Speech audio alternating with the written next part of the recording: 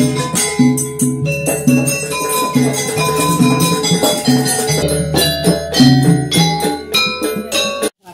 yang kecil-kecil dulu. Yang tidak rapi nggak usah dikasih. Teman-teman yang Halo Sobat Lumbung Tanam, kali ini kami akan berbagi edukasi terkait pendidikan alternatif yang ada di kawasan Banyuwangi, tepatnya di lingkungan Papring, Kecamatan Kalipuro. Nah, pendidikan alternatif ini dibangun secara organik oleh warga lokal, namanya Mas Widi Nur Mahmudi. Nah, habis ini kita akan bicara panjang lebar dengan Mas Widi, bagaimana dia memulai membuat pendidikan itu tidak hanya untuk mencerdaskan anak-anak, tapi juga meningkatkan rasa percaya diri mereka terhadap kampungnya. Sekian, mari kita saksikan bersama.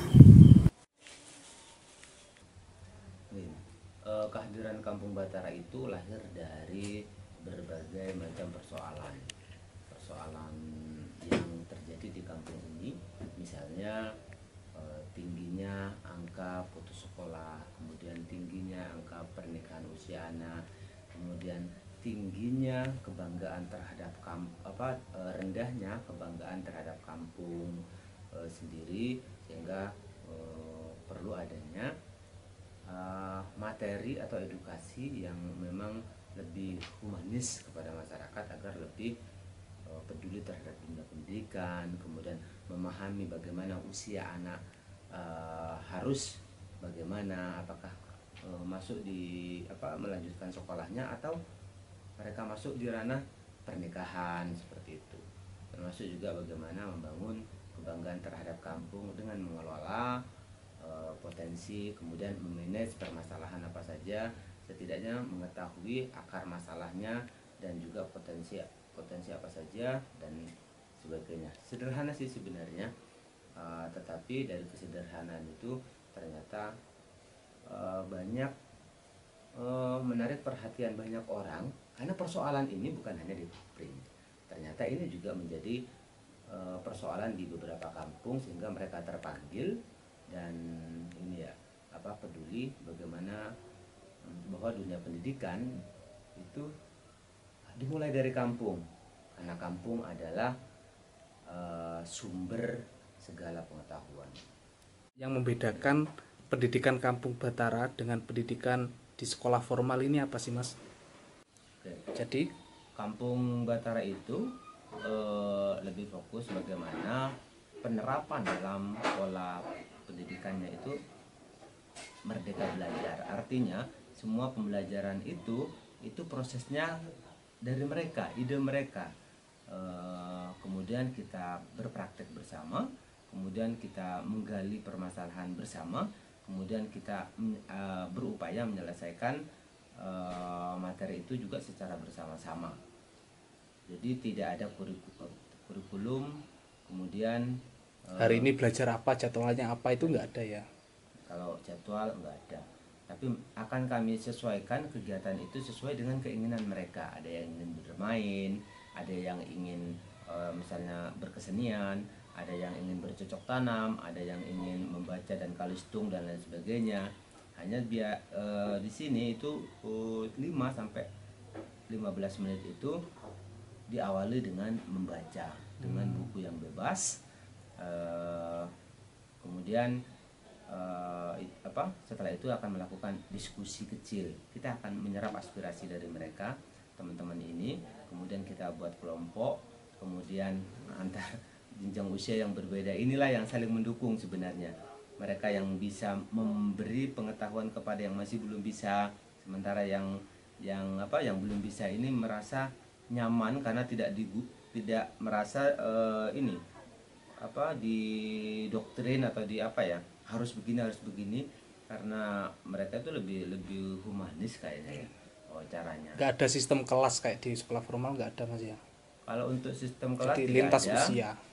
Iya, tidak ada memang, karena kami teman-teman di Kampung Batara itu kan usianya beragam, mulai dari belum sekolah TK sampai dengan SMK. Sehingga yang kami terapkan itu adalah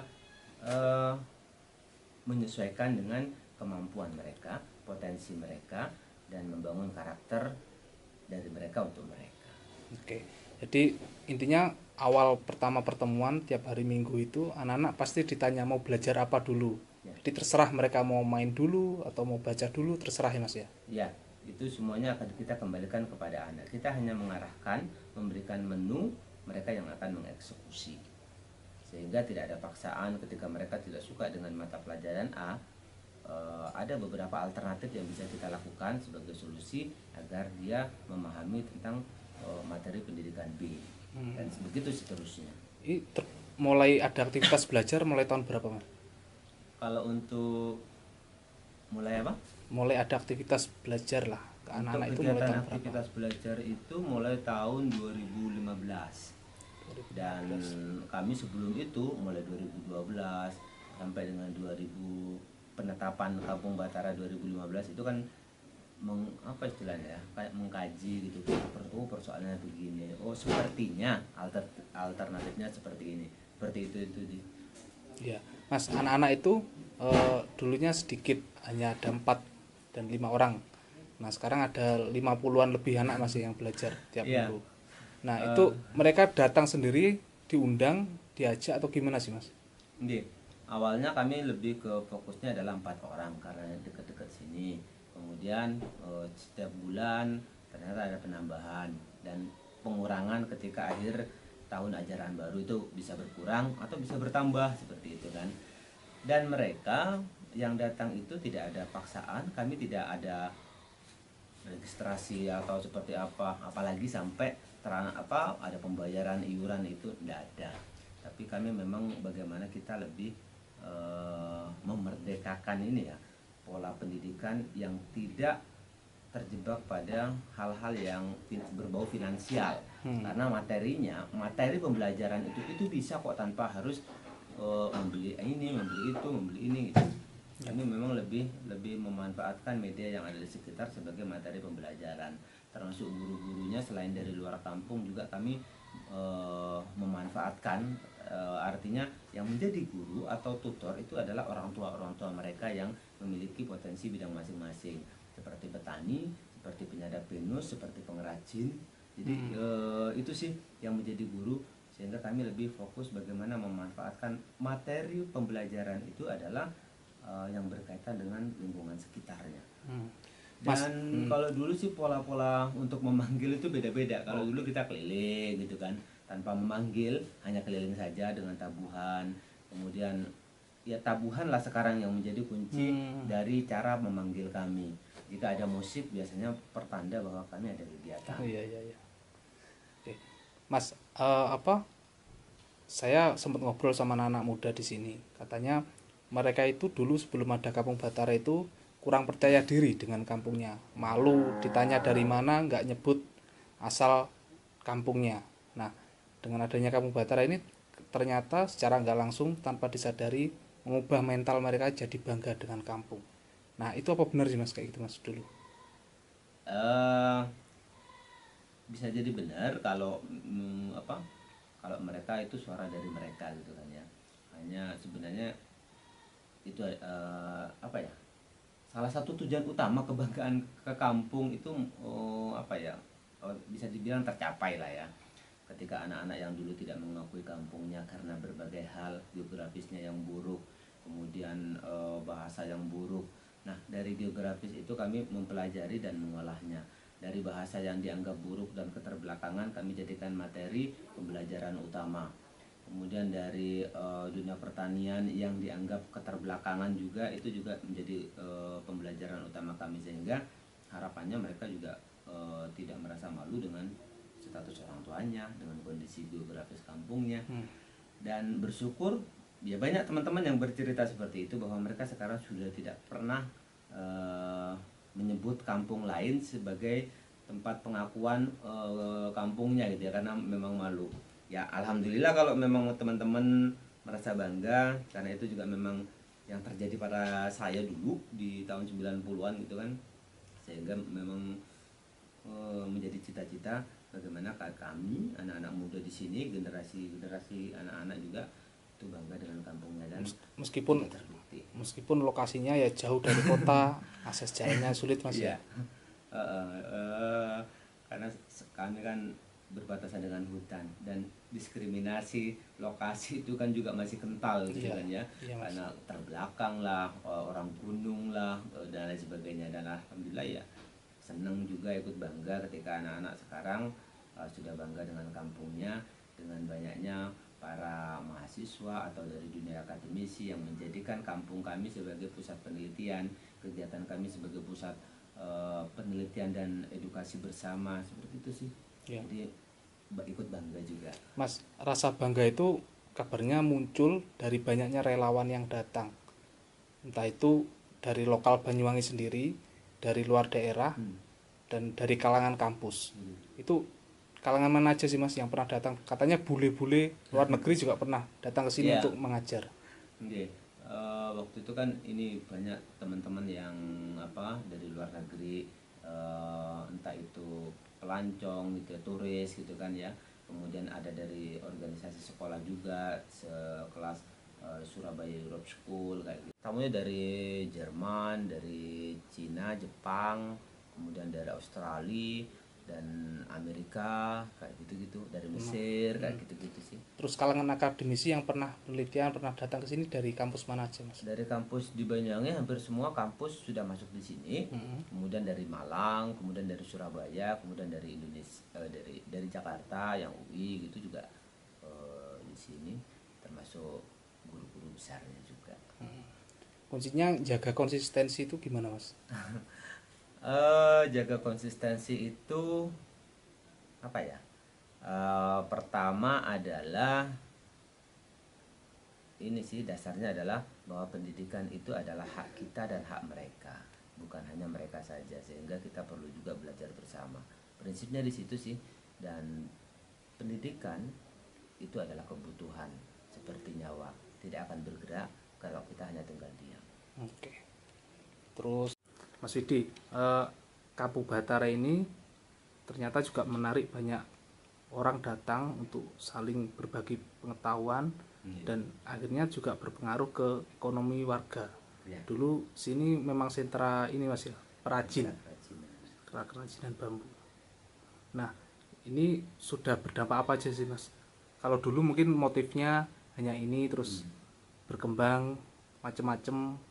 Ini awalnya kayak gimana sih bisa berdampak ke ekonomi warga? Oke. Papring sendiri kan memiliki sejarah bahwa sentra kerajinan. Kemudian beberapa tahun kemudian menghilang, dan dengan keberadaan Kampung Batara itu bahwa kerajinan itu menjadi materi utama diperkenalkan kepada anak-anak, sehingga semangat para pengrajin bisa tumbuh kembali untuk dikembangkan. Dan tidak hanya di satu model gitu ya, model kerajinan saja. Untuk tahun ini sudah berkembang di beberapa model, mulai dari tas dan lain sebagainya. Dan ini bentuk kami sebenarnya bahwa hal-hal yang tradisional itu bukan pertanda ketinggalan, tapi menjadi bagian dari kekuatan dari teknologi yang berbasis tradisional. Seperti itu sih. Dan sekarang sudah mulai terbangun kembali para pengrajin. Dari dulunya yang kami rangkul 4-5 orang, sekarang kurang lebih ada 30 yang kami, termasuk pemudanya juga terlibat dalam membangun para pengrajin bersemangat untuk mengembalikan kerajinan bambu ini. Mereka biasanya lebih sebagai kurir gitu kan, antar seperti itu. Dulu malu dengan kampungnya, malu dengan Iya. potensi beseknya atau kerajinan bambunya, sekarang mau jadi kurir Mas ya? Mereka jadi kurir. Jadi ya itu, bahwa kerajinan itu adalah ruh dari perekonomian masyarakat di sini, sehingga apapun kegiatannya saat ini juga masyarakat sudah menggunakan media kerajinan ini, besek dan sebagainya, tas ketika pernikahan, ketika selamatan, seperti itu sih. Jadi gak hanya besek sama gedek aja Mas ya? Oke, tidak hanya itu, tapi kami dengan bermunculan atau bertambahnya model-model yang ada, itu kami masih tetap menjaga besek. Rasa percaya diri warga sini juga, Mas Widi kabarnya kan sudah dapat beragam penghargaan. Nah ini penghargaan yang tempel ini dari mana aja sih Mas? Yang pertama tahun 2018 kami mendapatkan penghargaan dari pemerintah Kabupaten Banyuwangi sebagai inovator bidang pendidikan. Yang mana Mas? Yang ini dari Pemda Kabupaten Banyuwangi oleh Bupati. Kemudian di 2019 kami itu, kemudian di 2020 apa ini 2000 oh itu pelopor edukasi inspiratif dari perguruan tinggi Untak Banyuwangi 2020 itu ya. Ini tahun berapa nih? Ini 2021 dari Sekolah Tinggi Ilmu Widyagama, Sekolah Tinggi Ilmu Ekonomi Widyagama Lumajang sebagai apa ini? Pelopor pelestarian permainan anak tradisional. Pada tahun yang sama dari Pikiran Rakyat Media Network dan Ring Times Banyuwangi.com sebagai Sekolah Adat Kampung Batara, dedikasi dan bakatnya terhadap ini sebagai itu sih. Kemudian penghargaan oleh Gemilang Gerakan Milenial Cemerlang itu di 2000 apa ini? 2021. Terus dari Empu Sendok Art Station waktu itu bahasa Inggris ya. Terus itu dari UI sebagai presenter sih waktu itu di Jakarta. Dan yang terbaru itu ini tokoh adat pendukung pendidikan keaksaraan pada komunitas adat terpencil atau KDKAT itu oleh Kementerian Pendidikan dan Kebudayaan, Riset dan Teknologi. Kemudian yang kemarin ini itu dari Gubernur Jawa Timur. Oke Mas. Sombong amat. Paket. Selain berdampak apa ya, selain belajar mengajar ke anak-anak, sama anak muda juga berpengaruh ke kreativitasnya. Nah orang tuanya katanya juga ikut belajar juga Mas ya. Nggih, saat ini sejak ada pendidikan berbasis PKBM, Pusat Kegiatan Belajar Masyarakat, itu juga kami mencoba untuk merangkul masyarakat dalam pengelolaan mengenal aksara, melek aksara seperti itu dalam program keaksaraan dasar bagi komunitas adat terpencil. Ada untuk tahun ini ada kurang lebih 130 yang ikut keaksaraan dari 12 RT. Usia-usia Usianya itu ada yang di atas 25 sampai dengan 60 tahun ya, masih 60 mau tahun belajar Mas ya. sambil gendong anak kayak gitu, dan mereka menghafal ini sambil bekerja itu menghafal aksara kayak gitu, itu kan keren, itu mereka semangat. Konsep pendidikan yang bisa bangga dengan kampungnya itu harusnya juga terjadi di perguruan tinggi Mas ya. Nah artinya pendidikan yang bikin anak-anak muda bangga dengan kampungnya ini harus dimulai dari mana sih Mas, biar mereka kuliah keluar pulang mau membesarkan kampungnya. Pola pendidikan yang kami ajarkan itu kan memang ini karena melihat di sekolah-sekolah formal itu kan belum diajarkan bagaimana kebanggaan terhadap kampung, itu aja sih, dan itu sampai ke perguruan tinggi. Seharusnya kegiatan yang berbasis kebanggaan terhadap kampung itu sudah harus dimulai sejak usia dini, bukan malah mengkotak-kotakkan materi pelajaran dengan ini Lingkungan sekitar. Ya, lingkungan sekitar gitu kan. Itu sih saya tidak tahu sistemnya apa itu. Yang jelas kami belajar dari fenomena tidak adanya program itu, sehingga kami mencoba untuk menerapkannya di sini. Belajar bangga dengan kampung ini termasuk kayak mengenal tanaman di sekitar, mengenal kerajinan di sekitar dan potensi lain Mas ya. Iya. Mengenal kampungnya itu juga tidak hanya mengenal hal-hal yang indah atau yang bagus saja, karena bisa jadi nanti kita akan terjebak pada hal-hal yang buruk seperti dibuat destinasi seperti itu. Kemudian tapi kita harus mengenal juga permasalahannya. Ketika kita mengenal permasalahannya, sepertinya ini bisa nih kalau konsep seperti ini, bukan hanya hal-hal yang indah tapi yang tidak nyaman seperti itu, sehingga kami ada upaya. Nah, memang dibatasi dah. Iya, kalau Jadi kok proses bagaimana membanggakan kampung itu yang dimulai dari sejak usia dini. Jadi kita tidak harus menunggu